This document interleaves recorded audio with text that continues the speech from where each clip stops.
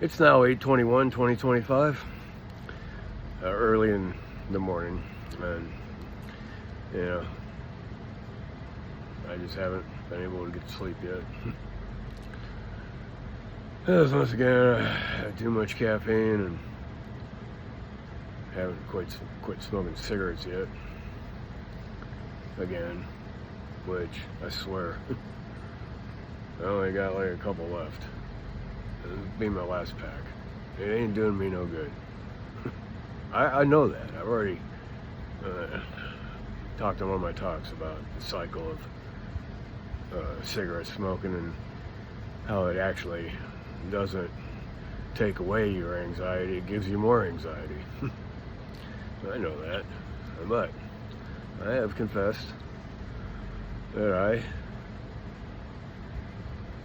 don't do the right things all the time.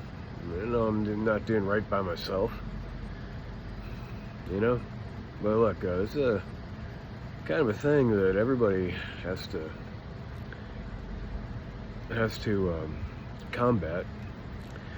Even in there's a section in the book of Romans that says, I haven't thought about this for a long time, so I might not be able to really remember it. But like, oh, wretched man that I am, who will deliver me from the body of this death? What I want to do, I don't do. Stuff like that, That's the Apostle Paul decrying what it's like to be a human being. All right? And it's hard to do the right thing all the time. Like one of the things I said is, look, man, when you look at another person, you have to always remember that they also have God within them. I mean, you might say there ain't no way. But look, God gives everybody life. This is the construct that we've been given, we've been put in. And the battle is to do the right thing in the face of evil. And that's what really caught my attention by, look, I was listening to,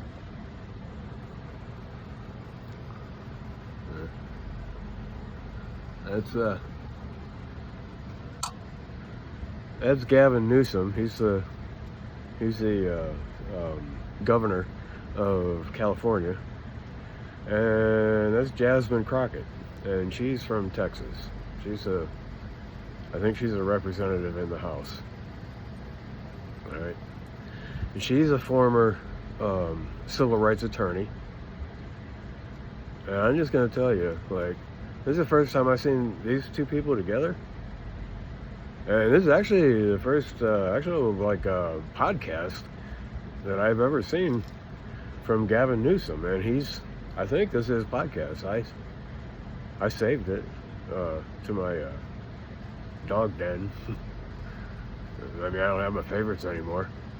I don't know what happened to them. Save it to my dog den, which I said before, comes from my Facebook profile. I actually just, made that actually for my dogs.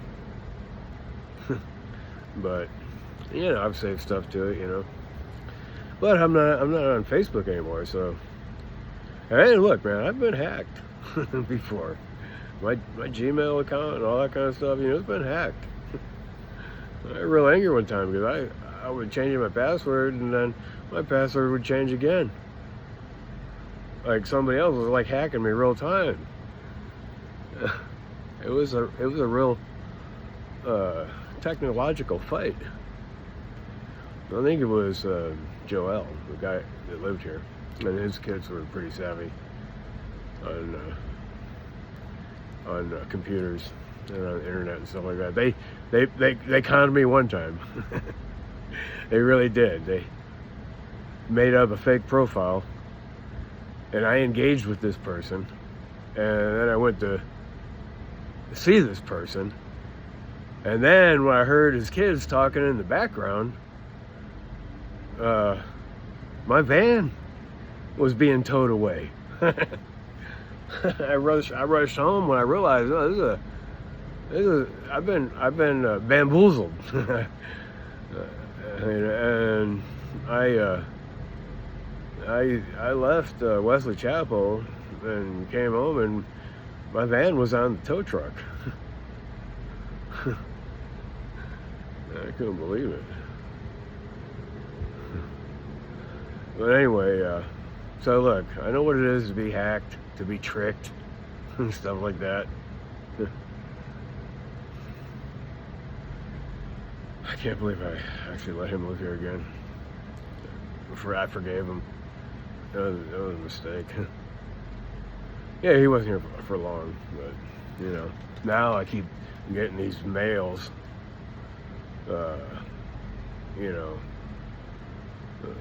And I keep returning them, and we're addressed to him, from the court, and I get irritated because his name is associated with my address. Like, I'm trying to cut myself free from any association with bad people, because I don't appreciate bad people, and I've been tricked by bad people, and it's been because of my kindness. But anyway, I didn't mean to go into all that. Just to say that I got off the subject. Yeah. But anyway, the reason I want to do this talk here is because I was listening to Gavin Newsom interview Jasmine Crockett, and I wasn't paying real close attention, but then I heard Gavin Newsom after something she said. I wasn't really following that well, but after I heard, then Gavin Newsom came on, and he said, "So, two wrongs don't make a right." Okay? And that's what really caught my attention, because that is family wisdom right there.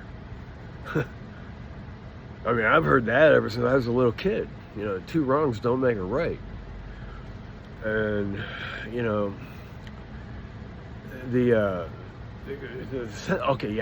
thing about doing the right thing. Okay, and I mentioned the apostle to the Gentiles, the apostle Paul in the book of Romans.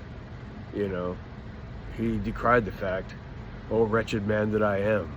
You can look it up in the King James Version. That's the way they put it. "Oh, wretched man that I am, who will deliver me from the body of this death?" And then he goes on to describe the tension and the struggle between the flesh and the spirit. Right? It's like when I talk about a sharp knife, cutting away. Well, that's something I said, meat from the bone, but really it's flesh from the spirit, In fact, I'll modify if I ever say it again. Sometimes I say cutting away the bullshit, and that's what I actually mean, It's hard work. It's hard work to actually discipline yourself, and I know that. I think I'm pretty good at it, but then again, man, the struggle never goes away. Especially when you get angry. You gotta, you can have thoughts go in your head, but they say, you gotta let them fall off like water off a duck's back. You can't let them take root, Now, one thing is, like I mentioned not long ago that, like, if I ever see an ICE raid or something like that, and I had a gun, I might be tempted to use it. I don't want to give I don't want to implicate myself that that's what I would do. That's for sure. And now, see, because look, man, I struggle just like anybody else. And there's a big populace of people really trying to support the Second Amendment, freedom to bear arms. And where that comes from is, the Constitution, of course, Second Amendment to the Constitution, but also the Declaration of Independence. I mean, you have to be willing collectively to throw off a tyrannical government. And, that's like our government under Donald Trump, is, kind of becoming tyrannical. Well, okay, so I hope that YouTube will allow this, because I put on John Daly. I don't think they, well, last time I looked, I mean, they didn't post it, because, I did a search for my video and it wasn't there on that. And it's probably because, I don't know, copyright infringement or something like that. But I don't know why, because I mean, it came from YouTube and I'm posting to YouTube. Well, this is a little bit shorter one. This is a shorter one. John Daly one was a little bit longer. I mean, not the John Daly, Jon Stewart.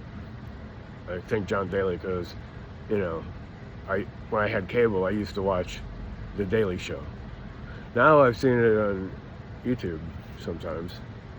And it's really funny, and it's really helpful, and it's really good, and no bullshit, but, it's like you gotta laugh or cry. It's better to be able to laugh at it and actually still take action, seriously. And, with the deal between the conflict, inner conflict that we face between doing right and doing wrong, because in one of my last talks, I think I named it, the one that didn't actually post. I mean, I don't know if it was one or not, I can't remember. But I said, something about family wisdom, doing the right thing. Oh, the hoping for the right thing. Yeah, hoping for the right thing, I did talk about the scientific method. Yeah, I know that, so. Because we have to, in life, there's opposites, and the yin and the yang is a good example of that. There's always going to be a little bit of dark in the light and a little bit of light in the dark in the colors, black and white. I'm not talking about evil and good, but I guess, I mean, no matter how good you are, there's always going to be a little bit of evil, and no matter how evil you are, there's going to be a little bit of good, Well, I mean, I'm just saying, hypothetically, like, I know there are such a thing as a sociopath, and it's hard to find good in some people. Like Hitler, for example. I mean, I don't know if you're going to be able to find any good in him, but I guess he loved his dog, or something like that. I don't know. I think he had a dog. I'm just saying, look, language really doesn't do justice to reality. Okay, and you have to understand that and put language in its context, and reality in the kind of description of reality in a limited exercising ability that we have in the language that we speak. I mean, there's a lot of different languages, and it gives kind of a different kind of feel for life depending on your language. But anyway, I am just going to risk it again, and I'm just going to play a little bit of Jasmine Crockett, talking, because of that deal about she was saying something and I didn't follow it all, but Gavin Newsom said so two wrongs don't make it right, and that, that's something that I want to stand by as well. In the civil rights movement, like it's nonviolent protests. Okay, I mean, if anybody would have wanted to fight with arms, it would have been the people in the civil rights protests, and even Martin Luther King Jr. Got assassinated. And, when people get assassinated and stuff like that, And it kind of makes you want to take a gun yourself. You know, and like even on my cross that I have, you know, I say, you know, if you come on my property with malicious, pernicious, or malevolent, or something like that, I don't remember exactly what I wrote, intention, I'll put my scope on you and blow your mother humping brains out. Okay? Well, because I found out in Florida, there's a law about defending your property. And look, there's a guy that used to work for me, you know, his name is Richie, and I understand through somebody else, I haven't talked to him in a long time, but, you know, I met him through my neighbor, you know, I needed some help on a job, you know, I just helped doing some physical actually lifting some big monitors off the wall so I could work on them. It took 2 people. I had to have another person. So, you know, but anyways, I guess he got into a conflict with somebody on his property, and that person said that gave him a physical threat, him and his wife or something, you know, and he shot him, killed him.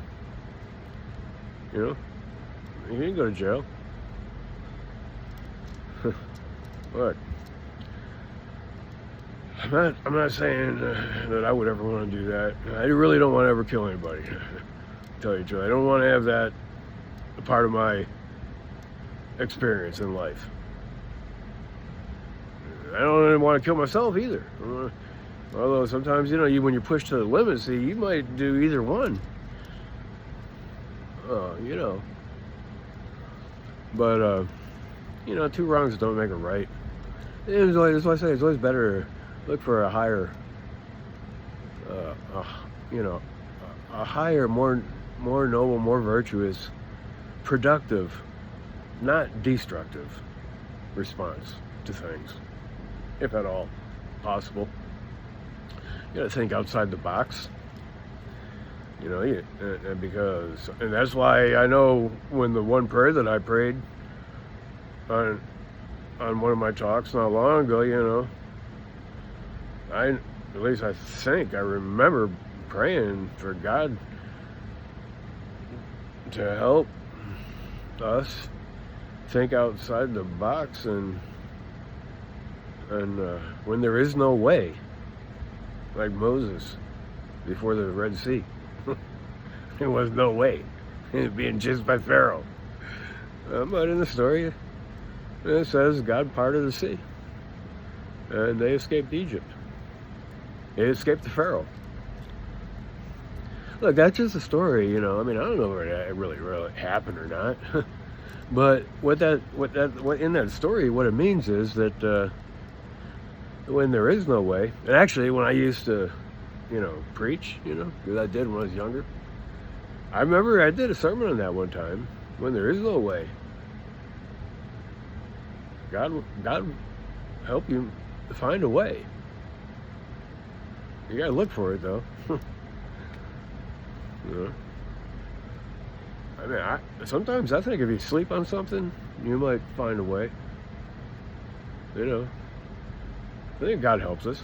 I think God helped the formers of the Declaration of Independence to find a way. The whole Declaration of Independence is a resolution of a new way. You know, they found a way. And they asserted themselves and they pledged to each other, in life or death, we take our stand here. See? And so in this talk here that Jasmine Crockett is doing, she's a black person and a former civil rights attorney, and so, you know, I'm making reference to the civil rights movement, and it was a nonviolent movement, and that's the best way. See? Using physical force and stuff like that should always be a last resort. You know? Always. You don't want to crush it. I remember listening to somebody, I think he was a lawyer. He wrote a book, and I was listening to him, talk about his book. It was something about like influencing people or something like that, He said there's never a winner. There's never a winner in an argument. Right? The only winners come from negotiation, and that's why in our world, the different countries and stuff, they have to negotiate, and that's what Jeffrey Sachs really pushes, negotiation, and that's why we have ambassadors to other countries, because they and diplomats, and their job is to negotiate. Right? That's where Donald Trump failed. With Putin. He don't have any diplomats, paving the way for actual negotiation. That's like that one guy that I showed, who used to be he used to be a diplomat, or the ambassador under Obama to Russia. Right? And I can't remember what his name is right now. But, so I just want to play a little clip, and hopefully YouTube will allow this, but it's Jasmine Crockett talking about, civil rights, and because what Donald Trump is wanting to do right now, he put out a big long message after talking to Putin that he wants to now do away with mail-in voting. And if you do away with mail-in voting, I mean, everybody that has to work and stuff like that, it becomes very hard to get down there to a voting place, and then you get big long lines and everything like that, and and sometimes, even though there's supposed to be a law that says, your employer has to let you go vote, it don't work out that way. Especially if it's going to take a long time. And then they make it so that in some places, they don't got many places that you can go and vote. And there's too many people, right? So what the agenda is, is to take away mail-in voting and then make it hard for the working class to actually vote. And then what that does is that makes the employer class and the people that have no problem, they don't even have to go to work. They can go to work when they want to go to work. I mean, they ain't got nobody bossing them around. They can go vote, and then it puts all the power into the hands of the people that got all the money, and that kind of cycle, would just destroy America, and it's totally contrary to the Declaration of Independence. If you read it, you'll see that. So I'm just gonna just play this, and I hope they allow it. And I'm at 23 right now. So I know where I am. If they don't, I'll just repost this without the clip here. But here it is. You don't have to worry about putting it into the mail itself. You could drop it at a drop box throughout the country or throughout the county. Well, they didn't like that because the numbers showed that working class folk were absolutely able to participate. And if you look at the platform, or if you just look at the actions of the Republicans, they don't have anything good, number one, for people of color, and definitely they don't have anything good for working class people. So the things that they are trying to do is like, yeah, if you've got the luxury where you don't have to worry about losing your job, you don't have to worry about taking care of that kid, you don't have to worry about taking care of your mom. No, you can just go to the ballot box and just vote. And they feel like those are the only people that they want to participate. And so it is very intentional. It is disgusting. And it is one of the reasons that people are so disenchanted, in my opinion, with politics, because they'll say one thing and do another. And I just want people to know that, like, there is a difference between Democrats and Republicans, regardless of what it seems like. Republicans will say whatever it is to convince you to vote. They won't go out there and campaign and say, oh yeah, we're going to lower the taxes on the super rich, the super wealthy. At the same time, we're going to go ahead and take away your health care. We're going to go ahead and take away your access to education, which is your pathway to upward mobility. They're not going to tell you like the real story, that they're going to take food off the tables of people that are hungry in this country, while at the same time complaining about unhoused people and trying to shuffle them off their streets. They're not going to tell you that they're going to decimate the economy as they always do, and then we have to wait on a Democrat to come in and clean it up. They're not going to tell you the truth, but they will go after the things that they really want to go after. Now that is real. But Democrats, we will tell you, and we can give you a dissertation of all the great things that we want to do. But we also have this inclination to do things and be like, well, we want to be bipartisan. No, at the end of the day, if we've got the numbers and they don't want to get on board for not only taking care of our constituents, but frankly, a lot of times we're doing the hard work to take care of their constituents. A lot more work and heavy lifting than they're doing. And so what people want to see nowadays, and I get it, is they want to see Democrats be just as aggressive as Republicans are when they are trying to introduce regression into this country. They want us to be as aggressive, trying to make sure that we can actually uplift this country. There's so much to unpack there in the word regression. I mean, it's about rights regression. It's about putting America back in reverse, bringing us back to a pre-1960s world as it relates to voting rights, women's rights, LGBTQ rights across the spectrum. I don't think that's exaggeration, nor what you said about jobs. And for folks listening, since 1989, the end of the Cold War, it's important to be reminded of this. Bill Clinton made this point at the DNC in his speech. 52 million American jobs have been created since the end of the Cold War. 3 Republican administrations, 3 Democratic administrations.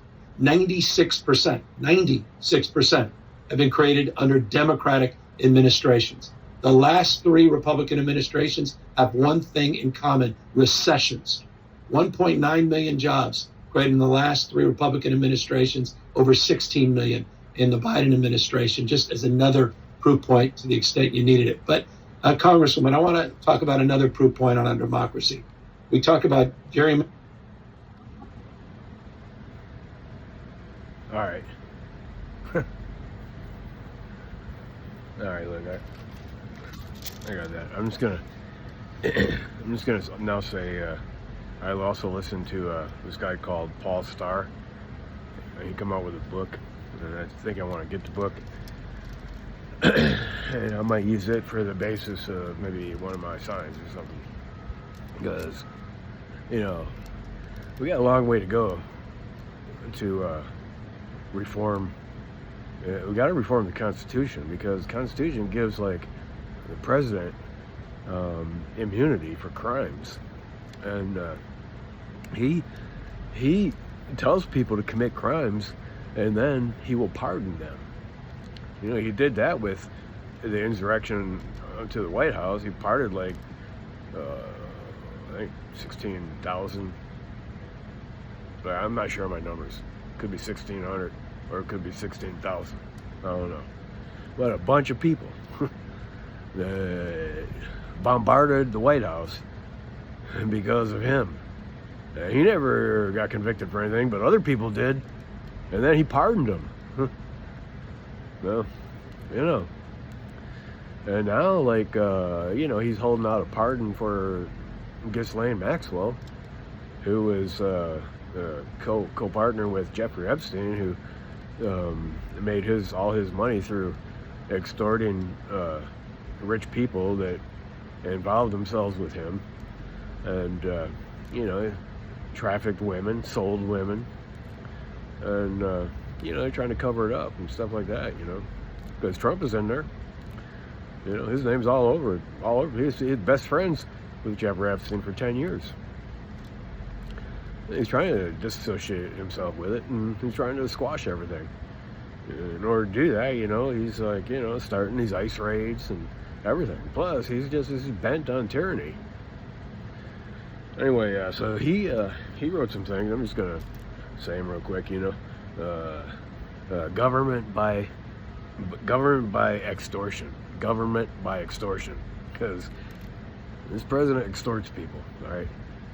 If you lift your head against him, he can cut it off just by getting you indicted You know, it happened to one of the refugees that were over here. The ICE came and got and sent him to, he was a refugee from El Salvador or something like that. And, you know, he was a refugee because his life was threatened in El Salvador or something. I think it was El Salvador, I'm not sure. But, you know, he got sent back to El Salvador. The Supreme Court said that, because it actually did go to the Supreme Court, you know, said that, no, you got to return this guy. You know, he was here legally. But you know, then they dug up some other crap on him, like a old speeding ticket or something like that he never paid or something like that, you know.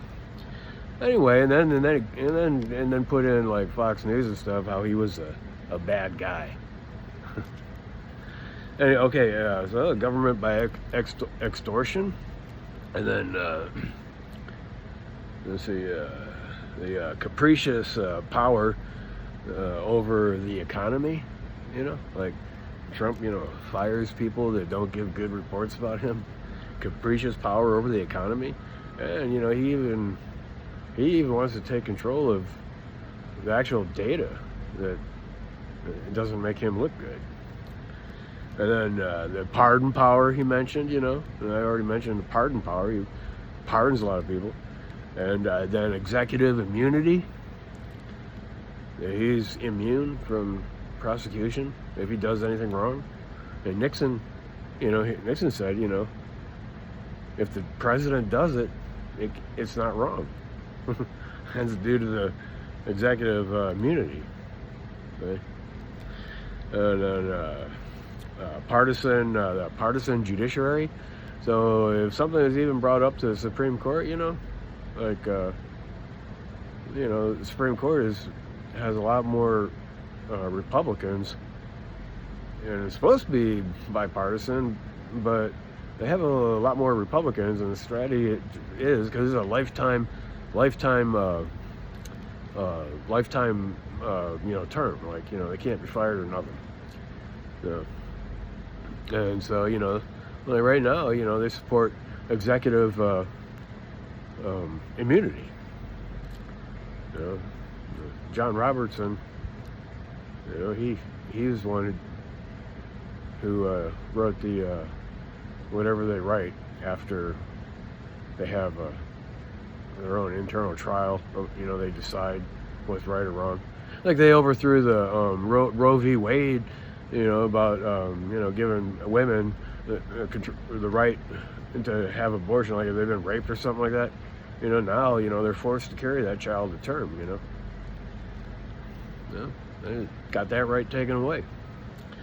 And then the presidential, he's on a presidential aggrandizement. Anyway, those things, you know, I just made a couple of notes.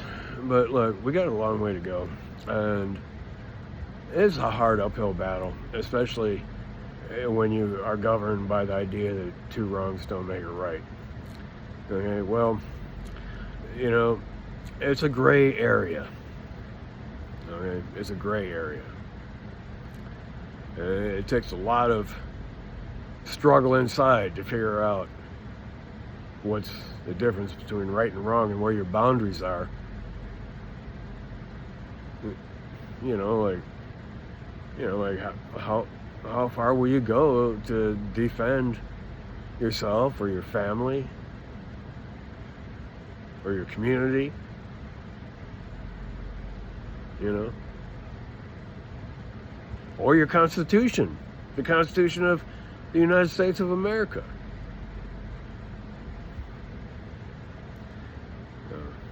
I just want to say, just reiterate, you know, the struggle as presented by the Apostle Paul. Oh, wretched man that I am, who will deliver me from the body of this death? I'm just going to call this one the body of this death. You know, I always really don't know what to call something. But, because that's where the struggle is. It's a struggle between the flesh and the spirit. And the spirit, Abraham Lincoln, he he said the term, something about, the higher angels. You have to, or maybe I should call this one the higher angels, because Abraham Lincoln, I can't remember where it was, but he, and there's other people that followed, you have to give in to the appeal of your higher angels. And do the right thing. All right, bye.